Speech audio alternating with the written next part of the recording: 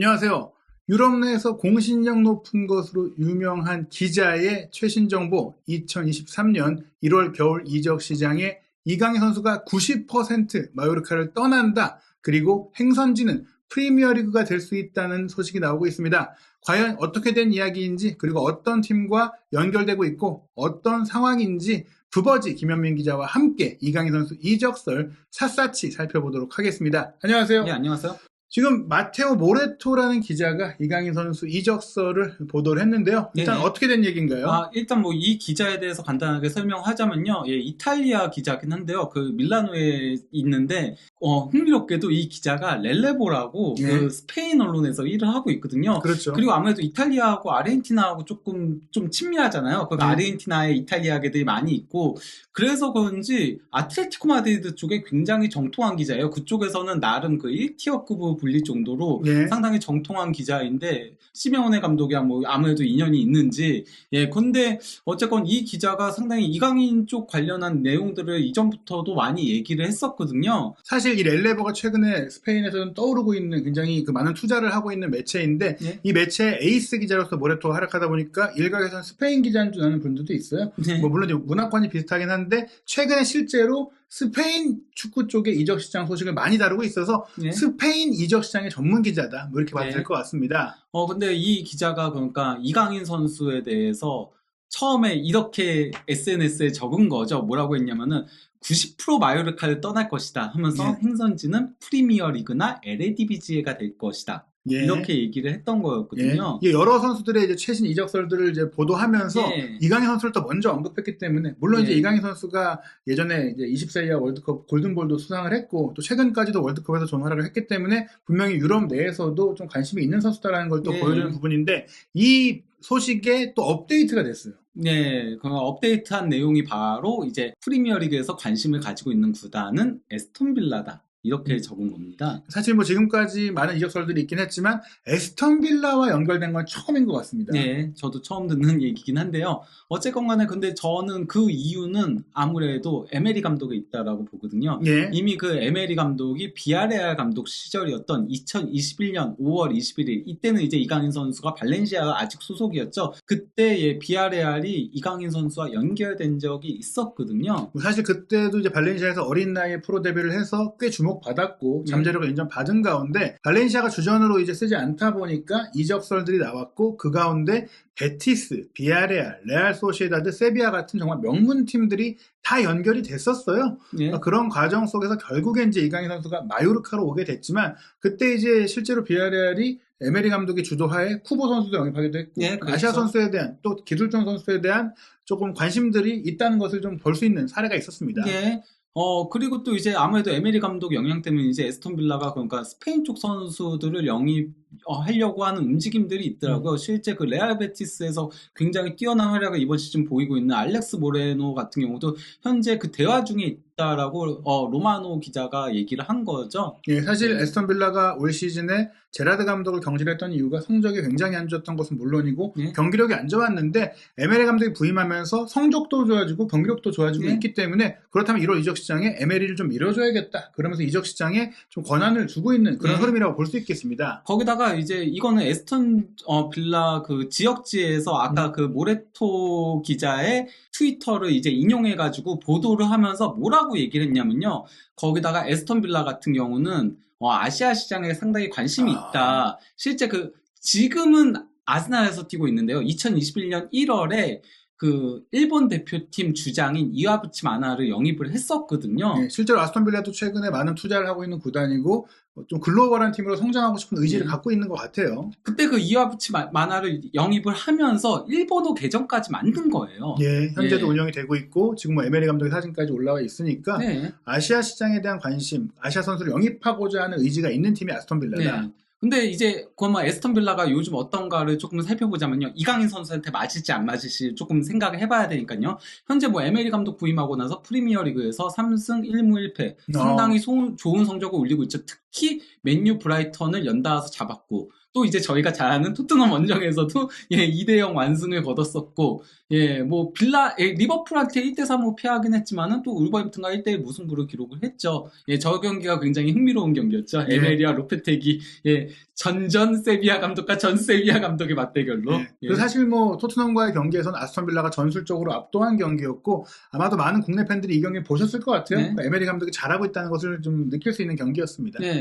근데 이제 에메리 감독이 부임하고 나서 에스톤 빌라가 첫 경기만 이제 4-2-3-1 했었고요. 그 다음에는 이제 4-4-2. 근데 이게 4-4-2지만은 실질적으로 보면은 좌우에 윙에 이제 맥긴하고 부엔디아를 배치한. 그래서 이들이 공격형 미드필더로 뛰는 4-2-2-2로 쓰고 있거든요. 이게 사실 스페인에서 조금 이제 중상위권 팀들이 좋은 재미를 봤던 전술이에요. 발렌시아도 마르세로노 감독과 함께 그런 전술을 썼었고 또 에메리 감독도 그랬고 시메오네 감독도 그렇고 컴팩트하면서 또 공격력을 잃지 않으면서도 수비 균형을 지키는 그런 축구고 어떻게 보면 새로운 라리가의 전술 트렌드로 불렸던 4-2-2-2인데 이 전술은 어떻게 보면 이제 기술적인 선수를 쓰면서도 수비적인 전방에서의 압박을 유지하는 축구 아닙니까? 그런데 이제 그렇게 되면은 이강인 선수가 공격형 미드필더 자리에서도 뛸 수 있고 투톱에서도, 왜냐면 이번 시즌 투톱에서도 좋은 활약을 펼쳤으니까 뛸 수 있는 거거든요. 근데 일단 뭐 베스트 11은 좀 저는 그래도 빌라가 상당히 강하다라고 생각해요. 와킨스, 베일리도 에메리 감독 부임하고 나서 상당히 좋은 모습 보여주고 있고 또 이제 맥긴하고 부엔디아도, 특히 부엔디아가 원래는 지난 시즌에 구단 역대 최고 이적료로 영입을 했는데 기대 이하였잖아요. 근데 그렇죠. 그 에메리 감독 부임하고 나서 확 살아난 모습이거든요. 하지만 그 백업들이 조금 부실한 편에 속해요. 그러니까 뭐 제이콥 램지는 굉장히 좋은 선수지만은 쿠티뉴가 그 에메리 감독 부임하고 나서도 전혀 살아나지 못하는 모습을 보여주고 있고요. 공격수 백업 한 자리가 굉장히 애매하거든요. 그래서 유망주인 아처를 그것도 40분 조금 넘게 뛸 정도로 거의 쓰지 않다시피 하다 보니까 그러니까 상황에 따라서는 투톱으로도 뛸 수 있고 또 이제 쿠티뉴 대신 공격형 미드필더 역할도 수행할 수 있다는 건 거죠. 결국 이제 포진도로 살펴보면 와킨스와 베일리 같은 경우도 사실은 베일리가 윙포워드이기 때문에 정통파 스트라이커와 윙포워드의 조합을 만든 것이고 그러다 보니까 사실 와킨스와 잉스 정통 스트라이커 2명을 중앙에 배치하는 투톱을 쓰진 않거든요. 이강인 선수가 와킨스의 파트너로서 와킨스에게 기회를 공급하는 선수가 될 수 있고 또 이강인 선수가 부엔디아의 백업 자원이 될 수 있는 것은 물론이고 쿠티뉴 선수가 솔직히 이제 좀 떠날 가능성까지 고려할 경우에는 그 자리를 또 이강인 선수가 차지하면서 1선과 2선을 오가는 창의적인 테크니션으로 뛸 수 있다. 충분히 이강인 선수가 현재 아스톤 빌라의 상황을 보자면 영입하려고자 하는 명분이 있다라는 겁니다. 그리고 저는 그러니까 에스톤 빌라 전술에 잘 어울릴 거라고 생각하는 게요. 에메리 감독이 상당히 그래도 공격적인 전술을 쓰거든요. 이게 울버햄튼하고의 경기에서의 그 점유율가 구역별 점유율인데요. 점유율 놓고 보더라도 로페테기 감독도 상당히 점유율을 중시 여기는 감독이었잖아요. 그래서 뭐 맨유 상대로도 점유율에서 앞서기도 하고 이랬었는데요. 이 경기 보시면은 전체 점유율도 55.9%로 에스톤 빌라가 우위를 점했었고요. 구역별 점유율에서 중요한 게 상대, 그러니까 공격 진영에서의 점유율이 34.6%로 상당히 높았거든요. 그러니까 이강인 선수가 조금 더 공격적인 플레이들, 마요르카에서 이강인 선수를 볼 때마다 아쉬운 게 정말 잘하고 있긴 한데 마요르카가 수비적인 전술이다 보니까 이강인 선수의 베스트를 보여주기가 상당히 힘들거든요. 그런 면에서는 전술적인 궁합은 더 맞을 수 있다라고 생각을 합니다. 심지어 이거는 그 리버풀한테 패했던 1대3 경기, 그것도 리버풀은 상당히 강팀이잖아요. 근데 그 팀 상대로도 점유율 48.1%? 그러니까 비등비등했다라고 할 수 있고 구역별 점유율도 상대 진영에서의 구역별 점유율이 25.4%, 수비 진영에서 25.8%. 상당히 그러니까 팽팽한 경기를 펼쳤다는 소리예요. 사실 프리미어리그로 이강인 선수가 간다고 했을 때 많은 팬들이 우려하는 것이 뭐 피지컬적인 문제라든지 뭐 템포의 문제, 특히 수비력에 대한 문제. 라리가에서도 이제 막 그런 부분들이 개선됐는데 더 조금 치열하고 더 빡빡한 프리미어리그를 할 수 있겠느냐. 그런데 스페인 출신의 에메리 감독이 팀을 운영하고 있고 공을 많이 소유하고 있는 축구를 한다면 이강인 선수의 장점을 돋보이게 할 수 있는 그런 기용법이 나올 수 있다. 그렇다면 이강인 선수의 프리미어리그 진출도 한번 지켜볼 만한 일이 될 수 있다는 것이고 또 그런 부분들이 프리미어리그가 최근에 좀 강화되고 있잖아요. 훨씬 더 조금 대륙에 가까운 유럽 대륙의 축구를 점점 흡수하고 있는 프리미어리그다 보니까 에스턴 빌라와 연결되기 전에도 이강인 선수가 몇몇 프리미어리그 팀들과 연결이 됐었어요. 그러니까 가장 뭐 유명한 팀이 뉴캐슬이죠. 뉴캐슬은 근데 이제 당시 보도가 나왔을 때 이번 겨울이 아닌 여름에 이제 영입을 하려고 한다는 얘기들이 나왔었던 건데요. 근데 이제 뉴캐슬 같은 경우는 지난 시즌에 4-3-3을 썼을 때 이게 가장 많이 포지션별로 출전한 선수들인 건데 예. 쉘비, 윌록 그리고 조엘링턴이 중원을 지켰었거든요. 예. 왜냐면 기마랑이스는 겨울에 왔으니까 그러면서 그렇죠. 이제 윌록이 밀려났었죠. 그러면서 예. 기마랑이스가 홀딩에 이제 쉘비랑 조엘링턴이 이렇게 서는 형태가 됐었는데요. 예. 근데 이번 시즌에 쉘비가 프리시즌에 햄스트링 부상을 당했는데 이게 굉장히 심각한 부상이었어가지고 장기간 결장을 했었고요. 예. 그러다 보니까 이번 시즌에 거의 나오질 못하고 있고 약간 포기 수순이란 얘기까지 나오고 있어요. 쉘비를. 예, 그러면은 조엘링턴이 박스투박스형으로 부딪히는 역할을 하고 예. 또 이제 기말랑이스가 밑에서 풀어주는 역할을 한다면은 쉘비가 원래는 패스 공급을 하는 역할을 했었던 거였거든요. 예. 근데 이번 시즌 같은 경우는 쉘비가 없으면서 이제 롱스태프가 나오면서 수비는 강화가 됐어요. 그래서 뉴캐슬이 현재 프리미어리그 최소 실점 팀인 거잖아요. 그렇죠. 단단한 수비를 자랑하고 있긴 한데 아쉬운 부분이 있다면은 조금 공격이 답답할 때가 있다. 예, 그래서 공격적인 부분에서 골을 못 넣고 비기는 경기들이 가끔 있기 때문에 그럴 때 이제 활용할 수 있는 카드가 될 수 있다는 거죠, 이강인 선수가. 그렇죠. 뭐 조커로 수입할 수도 있고 혹은 이제 상대가 약하거나 상대가 좀 내려서는 경기를 할 때 이강인 선수를 선발로도 쓸 수가 있고 또 사실은 이강인 선수를 유사시에는 뭐 알미로 선수 자리라든지 머피 선수 자리까지도 올려서 쓸 수 있는 방안도 있기 때문에 충분히 이강인 선수를 로테이션 자원 중의 일원으로서 고려할 수 있고 또 뉴캐슬이 챔피언스 리그에 나간다면 더더욱이 뎁스가 필요하죠. 예, 다만 근데 어쨌건 간에 에스턴 빌라보다는 경쟁이 더 힘들 그렇죠. 것으로 보이긴 하죠. 거기다가 챔피언스 리그를 가게 된다면은 더 좋은 선수들 보강할 뉴캐슬이니까요. 그렇죠. 일단 자금력이 대단하기 때문에 물론 이제 사우디 자본에서 아시아 선수를 뭐 원할 수도 있겠지만 현실성이 떨어진다. 그리고 사실 그에 앞서서 이강인 선수가 발렌시아에 있을 때부터 울버햄튼도 많이 연결이 됐었어요. 네, 이게 그 모레토 기자가 또 얘기를 했던 거였거든요. 울버햄튼하고 뉴캐슬이 원하고 있다 이렇게 얘기를 했던 거였는데요. 여기에 대해서는 이번에 이제 에스턴 빌라 얘기를 하니까 울버햄튼 팬인 것 같아요. 예, 울버햄튼 팬이 울버햄튼은 아니야? 이렇게 물어보니까 거기에 대해서 로페테기가 부임하고 나서는 관심을 끊었다라고 답을 했습니다. 뭐 사실 끊었던 건 아니고 이제 프리오리다시니까 우선순위는 아니다. 그러면서 이제 한 번 더 질문한 게 디렉티바 이사진은 그래도 관심 있는 거 아니야? 이거에 대해 대답을 안 한 거 보니까 확실히 이제 울버햄튼이 예전부터 이강인 선수를 원했던 것은 중국계 자본이 또 울버햄튼에 들어가 있어서 아시아 선수를 계속 원하고 있고 실제로 뭐 그런 과정 속에 황희찬 선수가 오기도 했어요. 정상빈 선수도 그래서 온 거고. 그래서 관심은 있겠지만 모레토 기자가 얘기한 대로 1월 이적 시장 현 시점에 그 프리미어리그 팀들이 관심이 있다고 한 팀들 중에 한 팀은 아니다. 뭐 지금 어쨌건 간에 울버햄튼 중원은 좀 단단한 편에 속하니까요. 그렇죠. 예. 사실 연결됐던 이유는 네베스의 바르셀로나 이적설, 무티뉴의 나이 이런 것들 고려했을 때는 플레이메이킹을 해줄 수 있는 선수가 필요하다. 심지어 뉴네스도 리버풀 이적설 있고 그렇죠. 그렇잖아요. 그런 상황이 된다면 만약 이강인 선수가 여름 이적 시장에도 마요르카에 있을 경우엔 울버햄튼은 당연히 또 움직일 수가 있는데 이번 1월 이적 시장이라고 분명히 모레토 기자가 얘기를 했어요. 사실 질문이 또 있었거든요. 이강인 90%에 대해서 여름 얘기냐 1월 얘기냐 했더니 1월이다. 1월이 90%라는 얘기다. 그렇기 때문에 저희가 이렇게 좀 방송을 하고 있는 거거든요. 이강인 선수 오랫동안 원해온 팀이 또 있습니다.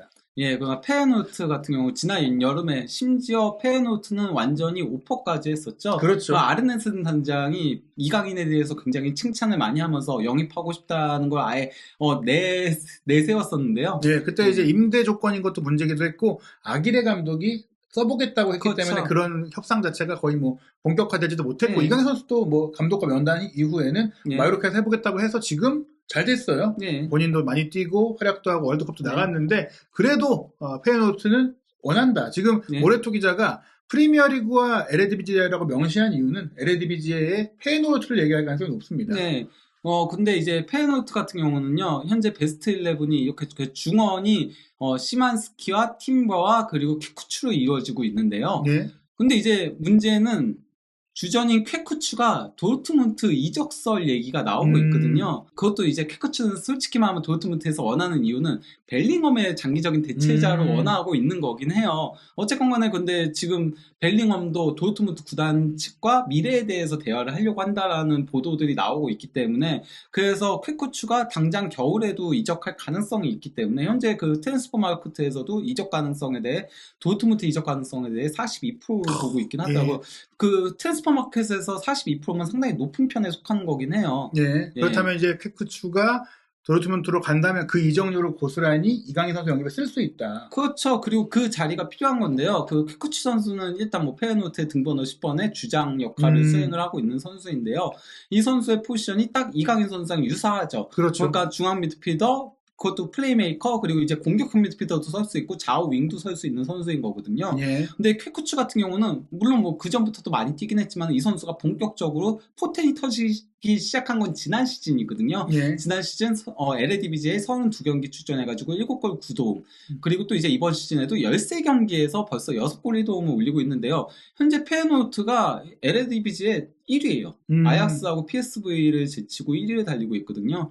예, 그렇기 때문에 뭐 페노트도 괜찮은 선택지는 될 수 있다라고 보고 있죠. 그렇죠. 사실은 뭐 1위라는 것 자체가 지배하는 축구, 주도하는 축구, 그렇죠. 공격기를 많이 만드는 축구니까 이강인 선수의 장점을 많이 살릴 수 있는 데다가 만약 1월 달에 가서 그 반 시즌을 치르고 우승한다면 다음 시즌 챔피언스 리그에도 참가할 수 있기 때문에 이강인 선수 입장에선 주전으로 뛰면서 스텝업을 하거나 높은 무대를 경험할 수 있지만 뭐 사실 솔직히 말씀드리면 라리가나 프리미어리그에 비해서 리그의 좀 이제 수준이나 또 리그의 위상이 좀 떨어지는 건 맞아요. 뭐 그건 맞긴 한데요.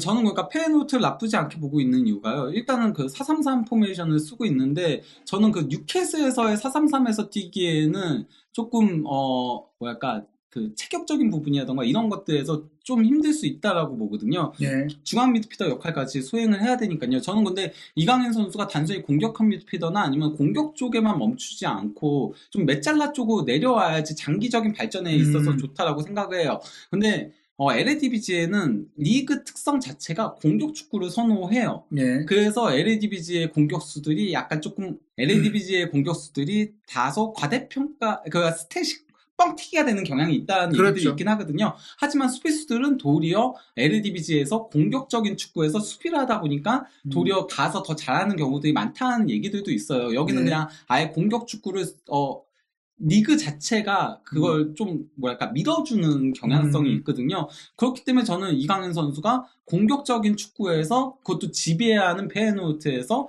거기서 이제 플레이메이커 역할을 하면서 메찰라 역할을 하면서 성장하는 것도 나름 괜찮은 선택지가 될 거라고 생각을 해요. 아직 어린 선수니까요. 게다가 사실 뭐 라리가에서 뛸 경우에는 분명히 상위권 팀에서 뛰기 어렵기 때문에 지금과 같은 마요르카에서의 상황과 크게 달라지지 않거나 또 프리미어리그에 갈 경우에는 솔직히 선발 주전으로 많은 경기를 뛰기는 어렵다. 그렇죠. 심지어 이제 에메리 감독이 뭐 총회한다거나 에스턴 빌라와의 전술이 잘 맞는다고 하더라도 마요르카에서처럼 리그 전 경기를 뛰기는 어렵고 그렇다면 페이노르트에 가는 것도 나쁘지 않다라는 것인데 구체화된 아직 상황을 좀 더 지켜봐야 되겠지만 에스턴 빌라는 그래도 설명한 걸 봤을 때는 프리미어리그 옵션 중에서 가장 나은 옵션 아닐까요? 네, 저도 프리미어리그 옵션들 중에서는 에스턴 빌라가 가장 낫다라고 생각을 해요. 전술적인 부분도 그렇고요. 감독이 원하는 부분들도 있고, 그런 점을 고려하면은 그러니까 뉴캐슬 같은 경우는 저는 에디하우 감독이 과연 원하는지에 대한 의구심도 조금 있긴 하거든요.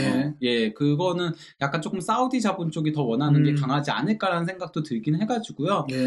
그래서 프리미어리그라면 에스턴 빌라가 가장 낫다라고 개인적으로 생각을 하고 있습니다. 사실 에메리 감독 같은 경우에 이전에 뭐 제가 좀 뭐 믿을 만한 뭐 소스를 통해서 들었을 때 아스날 감독을 할 때도 챔피언스리그에서의 활약을 보고 황희찬 선수 영입을 추진하고 있다가 본인이 경질돼가지고 이게 엎어졌던 바가 있거든요. 일단 에메리 감독은 여러모로 뭐 비아레알에서 쿠보 선수를 또 영입해서 쓰기도 했었고 이번에 이강인 선수에 대한 관심까지 좀 아시아 선수들에 대한 또 좀 이런 생각이 있는 것 같아요. 그래서 이게 좀 진행이 된다면 고려해볼 만한 좀 옵션이라고 할 수 있겠는데 조금 더 이제 구체적인 얘기들은 아무래도 상황을 더 지켜보고 또 추가적인 보도가 나오는 것 그리고 저희도 이제 자체적으로 또 스페인 쪽에 좀 문의를 해본 결과 제가 확인한 얘기를 보면 이제 일단 구단 쪽으로 온 공식 오퍼는 없다고 합니다. 하지만 분명히 얘기가 있는 것은 또 관심이 있는 팀들은 맞는 것 같은데요. 모레토 기자에도 추가 보도가 어떻게 나올지 또 유럽 현지에서는 어떤 얘기들이 나오는지 살펴보고 김현민 기자와 함께 이 보도의 신빙성 그리고 이강인 선수의 행선지에 대한 상세한 분석들 이어가도록 하겠습니다. 한준TV에서 팩트체크해드리겠습니다. 앞으로도 구독, 좋아요, 알림 설정을 통해 새로운 영상들 체크하시기 바랍니다.